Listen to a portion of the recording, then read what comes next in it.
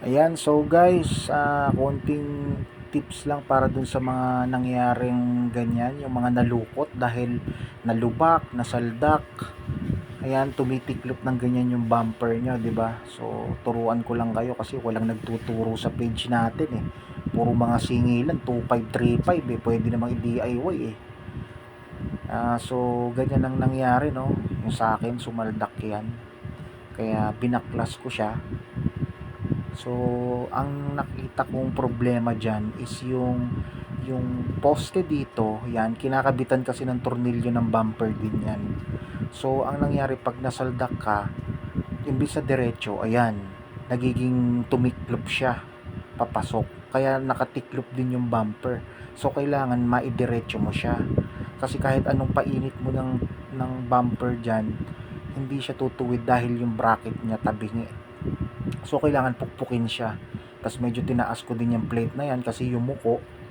Ayan. Tapos yung dito naman sa hood gap, sinabay ko na. So, ang nagiging problema lang ng hood gap nyo, yumuyuko siya. So, nadadamay na rin siya pagka nalulubak ka, sumasayad. So, kailangan mo lang i-plies para tumingala siya. Gamitan mo lang ng plies para yung hood gap nyo mawala. So, ganun lang siya kadali. Tapos, papakita ko sa inyo mamaya kung ano itsura niya after kung maikabit yung mga bumper. Napukpok ko na yung pinaka-poste na yan. So, bumalik na siya sa dati niyang alignment. And then, pakita ko sa inyo yung before and after kung ano yung nangyaring lukot dun sa sa unit. So, ayan ito na yung after. Nakabit ko na lahat, clips, pantay na ulit siya. Ayan, parang walang nangyari. Nakaiwas ka pa sa gastos ng 2535 na singilan. Ayaw pang ituro, kung tuturo na lang ayaw pa. So, ayan, kita nyo naman, lapat na lapat yan. Diretso na. Pati yung hood gap ko kanina, ang laki ng hood gap niyan.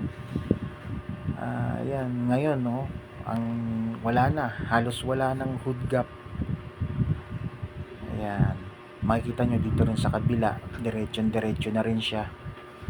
So, ganun lang kadali, para mga 1 oras at kalahati lang yata na gawa yan. So, ayan yung itsura niya nung nasaldak ako. Tiklop na tiklop.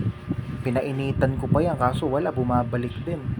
Pero eto na siya ngayon, after kong magawa.